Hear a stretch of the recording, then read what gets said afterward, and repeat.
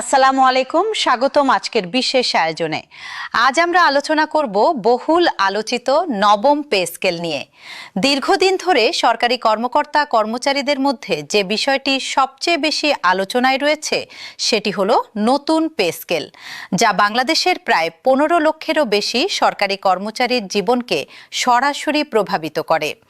প্রতিটি পরিবারে প্রতিটি মাসে যে প্রশ্নটা ঘুরে আসে সেটা হলো, আমি কি যথেষ্ট পাচ্ছি? সরকারি চাকরি মানে কি নিরাপদ ভবিষ্যৎ? আর যারা নিচের গ্রেডে আছেন তারা কি সত্যি পিছিয়ে পড়ছেন উপরের গ্রেডের তুলনায়? আজকের অনুষ্ঠানে আমরা তুলনামূলক বিশ্লেষণ করব বাংলাদেশ জাতীয় বেতন স্কেলের প্রথম থেকে নবম গ্রেড এবং দশম থেকে 20তম গ্রেডের মধ্যে কারা আসলে বেশি সুবিধা পাচ্ছেন। শুধু বেতনের অঙ্ক নয়, আমরা দেখব ভাতা, পদোন্নতি, পেনশন, আবাসন এবং সামাজিক মর্যাদার সম্পূর্ণ চিত্র। তাহলে চলুন শুরু করা যাক। প্রথমে আমাদের জানতে হবে বাংলাদেশের জাতীয় বেতন স্কেল কিভাবে কাজ করে। বাংলাদেশে সরকারি কর্মচারীদের বেতন নির্ধারিত হয় জাতীয় বেতন স্কেলের মাধ্যমে। সর্বশেষ 2015 সালের জাতীয় বেতন স্কেল অনুযায়ী মোট 20টি গ্রেড রয়েছে। এই 20টি গ্রেডকে মোটা দাগে দুটি ভাগে বিভক্ত করা যায়। প্রথম ভাগ হলো গ্রেড 1 থেকে গ্রেড 9। এই গ্রেডগুলোকে বলা হয় উচ্চ পর্যায়ের গ্রেড বা অফিসার লেভেল গ্রেড। এখানে থাকেন সচিব, অতিরিক্ত সচিব, যুগ্ম সচিব, উপসচিব, সিনিয়র সহকারী সচিব, সহকারী সচিব এবং সিনিয়র স্কেলের কর্মকর্তারা। দ্বিতীয় ভাগ হলো গ্রেড 10 থেকে গ্রেড 20। এই গ্রেডগুলোকে বলা হয় মাঠ পর্যায়ের বা বাস্তবায়ন পর্যায়ের গ্রেড।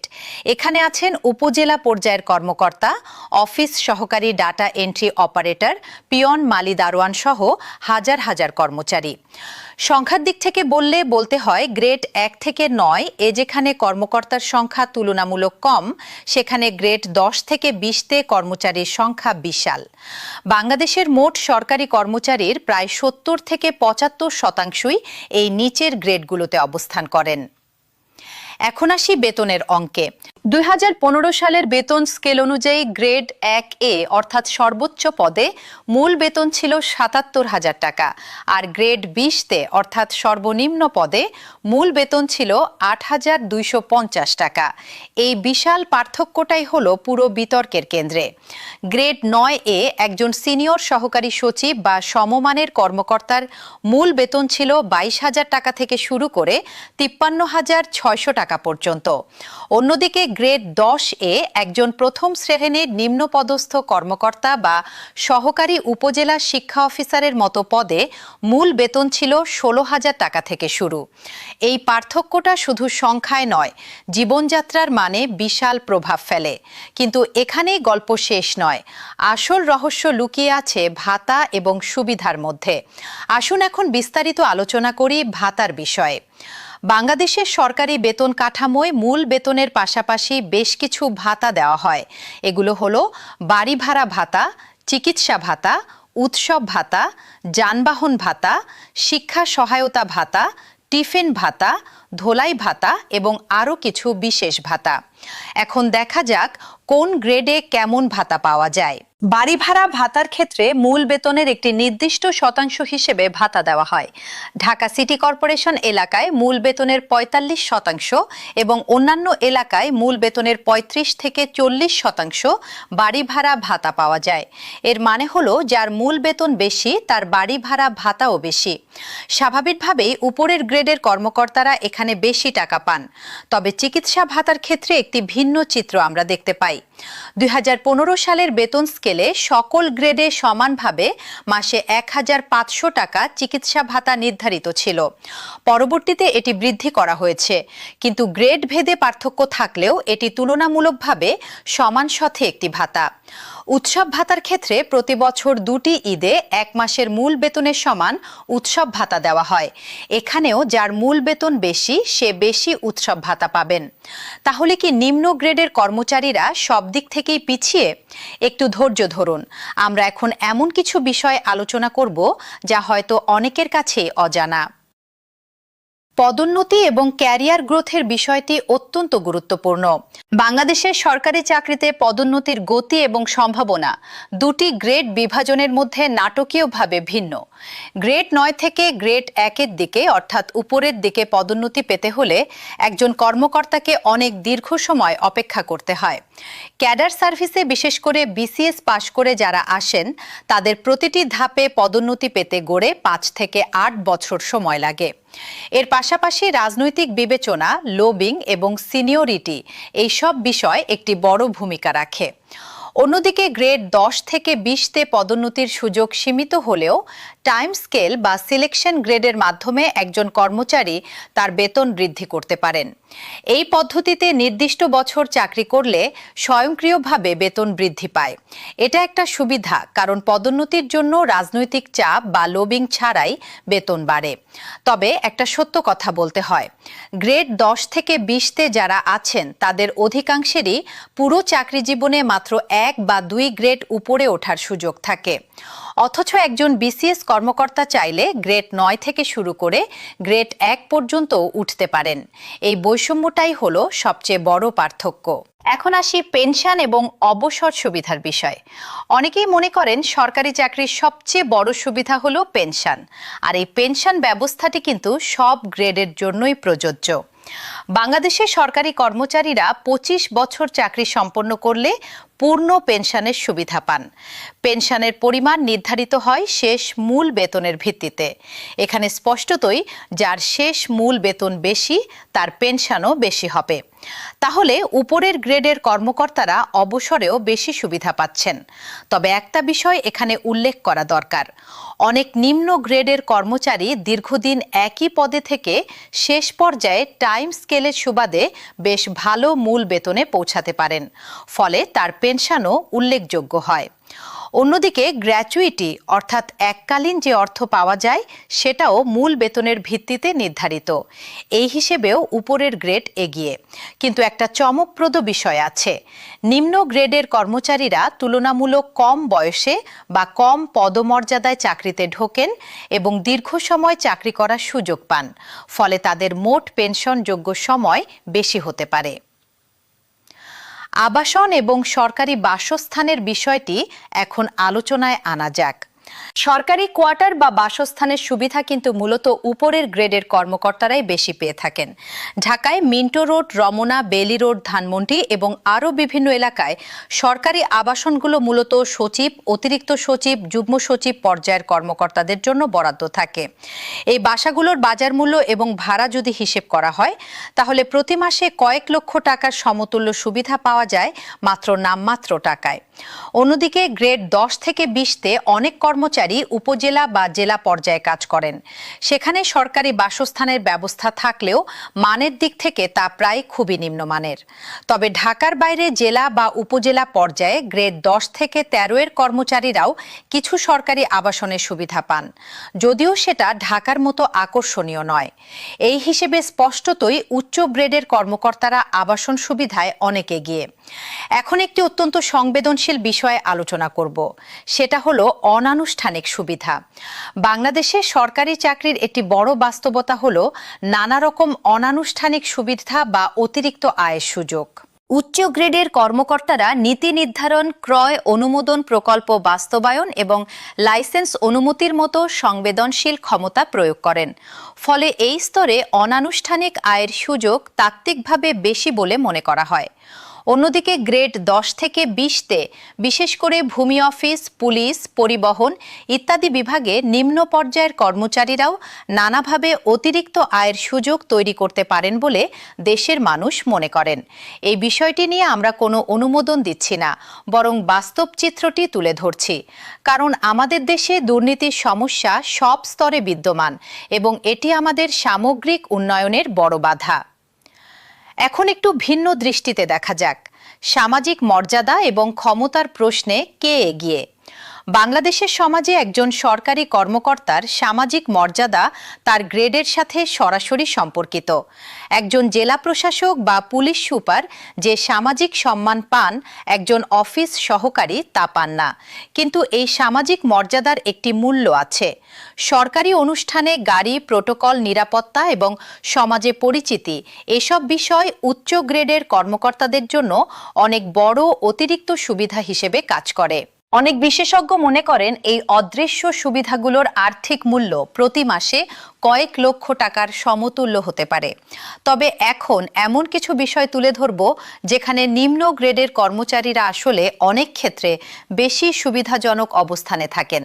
প্রথমত, কাজের চাপ এবং জবাবদিহিতার প্রশ্ন। উচ্চ গ্রেডের কর্মকর্তারা অনেক বেশি চাপে থাকেন।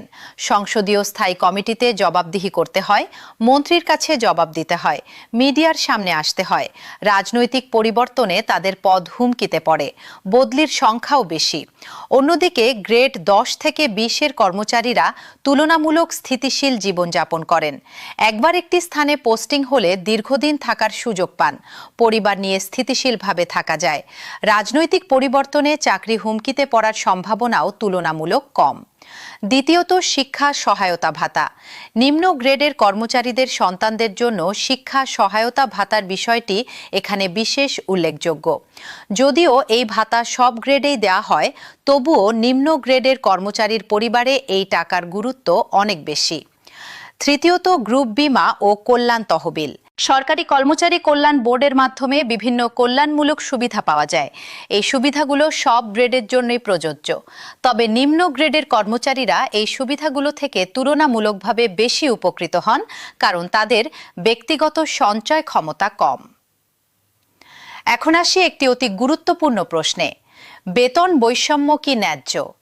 বিশেষজ্ঞদের একটি বড় অংশ মনে করেন বাংলাদেশের বেতন কাঠামোয় গ্রেড 1 এবং গ্রেড 20-এর মধ্যে বেতনের পার্থক্য অনেক বেশি। প্রায় 9 থেকে 10 গুণ পার্থক্য একটি অস্বস্তিকর বৈষম্য তৈরি করে।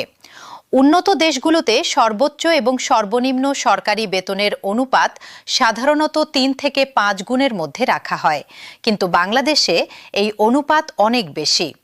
ট্রান্সপারেন্সি ইন্টারন্যাশনাল বাংলাদেশ এবং বিভিন্ন গবেষণা প্রতিষ্ঠান দীর্ঘদিন ধরে সুপারিশ করে আসছে যে নিম্ন গ্রেডের কর্মচারীদের বেতন এবং সুবিধা বৃদ্ধি করা উচিত, কারণ মাসে 8 থেকে 12 হাজার টাকায় ঢাকা শহরে সংসার চালানো এখন প্রায় অসম্ভব।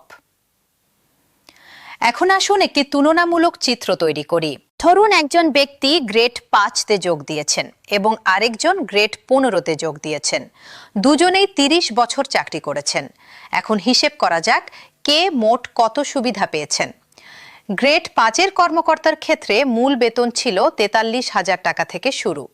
30 বছরে ইনক্রিমেন্ট এবং পদোন্নতি মিলিয়ে তিনি হয়তো গ্রেড 2 বা 3 পর্যন্ত পৌঁছেছেন। বাড়ি ভাড়া, যানবাহন, চিকিৎসা সব ভাতা মিলিয়ে মাসে হয়তো 1.5 থেকে 2 লক্ষ টাকার কাছাকাছি সুবিধা পেয়েছেন।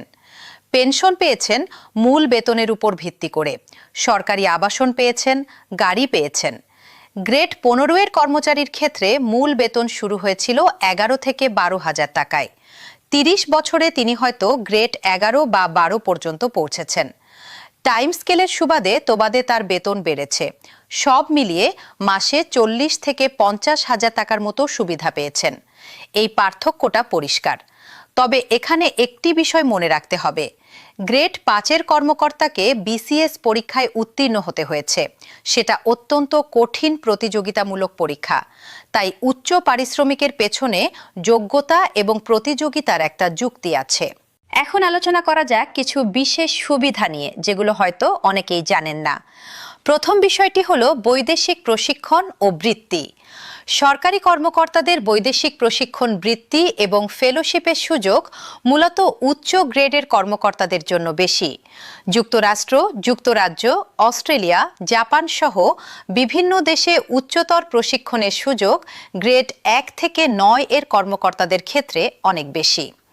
দ্বিতীয় বিষয়টি হলো কনসালটেন্সি ও অতিরিক্ত দায়িত্বের সম্মানী। উচ্চ গ্রেডের কর্মকর্তারা প্রায় বিভিন্ন সরকারি কমিটি, বোর্ড, কর্পোরেশন এবং প্রকল্পে অতিরিক্ত দায়িত্ব পালন করেন। এই অতিরিক্ত দায়িত্বের জন্য সম্মানী পাওয়া যায়, যা মূল বেতনের উপর বাড়তি আয়। তৃতীয় বিষয়টি হলো রেশন সুবিধা।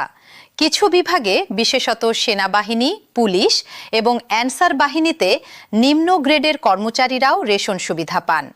এই রেশনের আর্থিক মূল্য প্রতি মাসে বেশ উল্লেখযোগ্য। চতুর্থ বিষয়টি হলো বিনামূল্যে বা ভর্তুকি মূল্যে চিকিৎসা।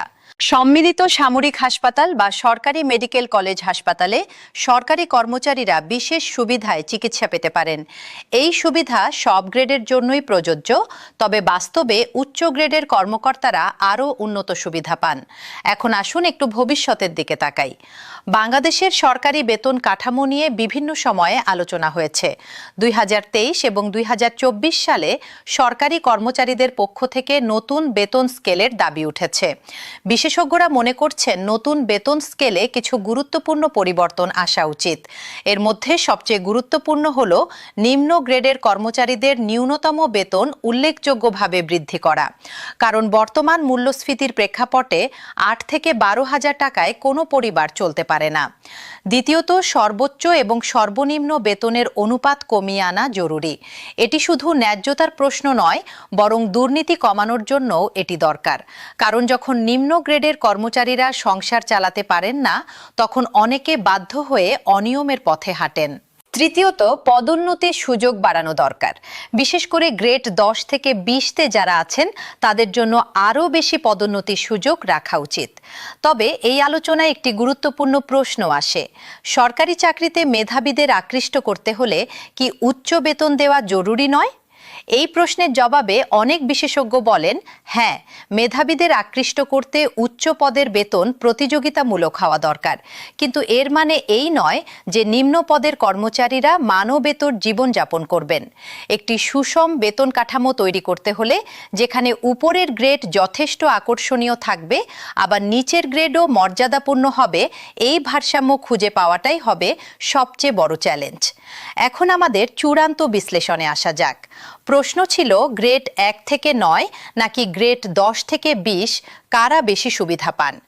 সংখ্যার হিসেবে, অর্থাৎ মূল বেতন, ভাতা, আবাসন, যানবাহন, পেনশন, বৈদেশিক প্রশিক্ষণ এবং সামাজিক মর্যাদা বিবেচনা করলে নিঃসন্দেহে গ্রেড 1 থেকে 9 এর কর্মকর্তারা অনেক বেশি সুবিধা পান। তবে কাজের চাপ, জবাবদিহিতা, রাজনৈতিক ঝুঁকি এবং মানসিক চাপের বিবেচনায় নিম্ন গ্রেডের কর্মচারীদের জীবন কিছুটা সহজ। নিরাপত্তার দিক থেকে উভয় গ্রেডই সমানভাবে সরকারি চাকরির সুরক্ষা পান। কিন্তু সবচেয়ে গুরুত্বপূর্ণ কথাটা হলো, এই বৈষম্যটি বাংলাদেশের সমাজ ও অর্থনীতির জন্য একটি গুরুত্বপূর্ণ সমস্যা হয়ে দাঁড়িয়েছে। যে কর্মচারী সরকারের সবচেয়ে সামনের সারিতে দাঁড়িয়ে জনগণের সেবা দেন, তিনি যদি মাসে 15,000 টাকায় সংসার চালাতে না পারেন, তাহলে তাকে দিয়ে দুর্নীতিমুক্ত সেবা আশা করা অনেকটা অবাস্তব। অন্যদিকে উচ্চ গ্রেডের কর্মকর্তারা অনেক বেশি সুবিধা পান, কিন্তু তাদের কাছ থেকে অনেক বেশি দক্ষতা এবং সততার প্রত্যাশাও করা হয়। সুতরাং শুধু কে বেশি পায় এই প্রশ্নের চেয়ে বড় প্রশ্ন হওয়া উচিত, এই কাঠামোটা কি আসলে ন্যায্য এবং কার্যকর? আমাদের দেশের লক্ষ লক্ষ সরকারি কর্মচারী প্রতিদিন অক্লান্ত পরিশ্রম করেন। তারা দেশের উন্নয়নের চাকা সচল রাখেন।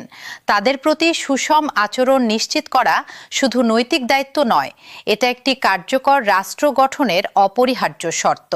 আমরা আশা করি নীতি নির্ধারকরা এই বৈষম্যগুলো বিবেচনায় নিয়ে একটি যুগোপযোগী এবং ন্যায্য বেতন কাঠামো প্রণয়ন করবেন, যেখানে উচ্চ পদের কর্মকর্তারা যেমন মর্যাদার সাথে কাজ করতে পারবেন, তেমনি নিম্ন পদের কর্মচারীরাও মাথা উঁচু করে জীবন যাপন করতে পারবেন। আজকের এই বিশেষ প্রতিবেদনে এখানেই ইতি টানছি।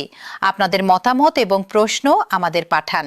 আমরা সর্বদা আপনাদের কথা শুনতে চাই। ধন্যবাদ সবাইকে। ভালো থাকুন, সুস্থ থাকুন এবং সচেতন থাকুন।